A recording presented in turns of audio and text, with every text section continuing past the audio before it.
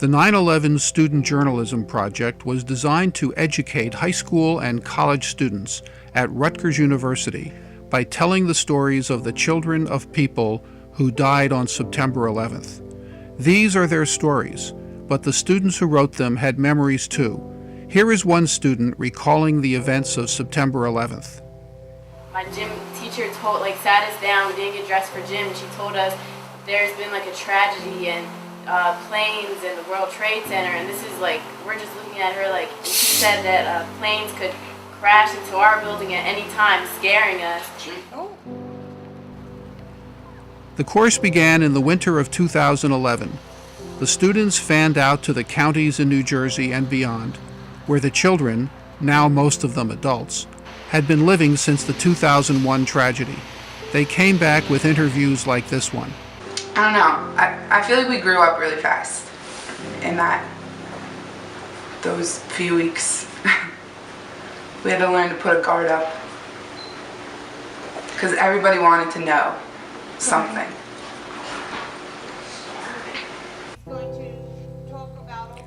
My name is Ron Miskoff, and I taught the 9/11 Project course with Professor Liz First. We tried to instill the importance of truth-telling and completeness. Get to know that person as well as yourself, as well as a close friend, maybe better. You know how people don't tell each other everything that happens to them and you find it out later? I mean, you've had that experience probably. You don't have that luxury in doing this interview. You have to know everything about this person that's relevant to you.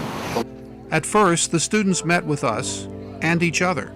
With help from organizations like the New Jersey Press Foundation, we began the process that led to more than 20 personal stories, some of them so poignant they made us cry just editing them. The students learned by describing books they read, stories they heard, and discussions we held. Eventually, they started interviewing the children of 9/11 and collecting memorabilia and photos from them. They analyzed 9/11 and what it meant. I remember less about the day, September 11th, 2001, than I do about the lasting effects and how this is still such a it's a very raw wound for our country still. That's a very good point. Then it was on to the interviews. Everyone who was in my class in gym staring at me through the doors as I was leaving. That's always uncomfortable when you're the only one who's walking and people...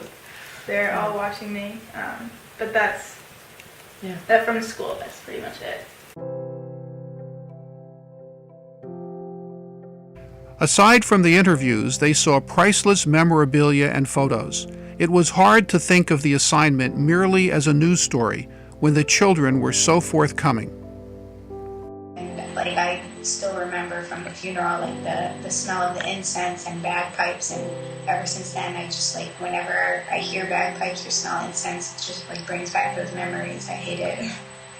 I was put in a very... We also had great speakers like Tom Franklin, who took the famous flag-raising picture. Really very popular, for lack of a better word. And I was asked to do interviews, and it became kind of like this cultural icon, which I'll talk about more in a second. But I went from being the person who tells the story to the person who people wanted to interview. And that was a very uncomfortable role for me. This is this says 9/11 on it. It was heartwarming and heart-wrenching. Some of the children of 9/11 victims opened their troves of pictures and even showed one photo that seemed to connect 9/11 to their dead father. And I said, what do you mean? And she was maybe 10 or something. I said, what do you mean? She goes, look at the and it's written in wrought iron. I guess your mom wrote there that you make you say your prayers every night. Was it a religious guy? Or? Yeah. Every night before we went to bed, he would make us say Our Father and just different prayers before we went to sleep and just kiss us and say goodnight. The stories appeared in newspapers and websites everywhere. They were perfect for commemorating the 10th anniversary of 9/11. Everyone praised the project.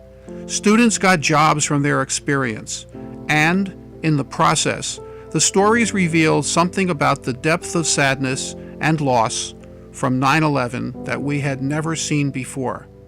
Like this.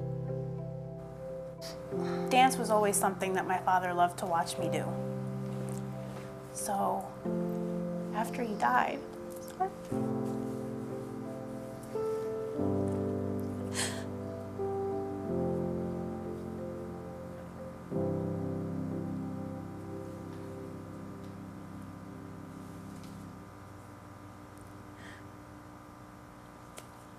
this never happens, sorry.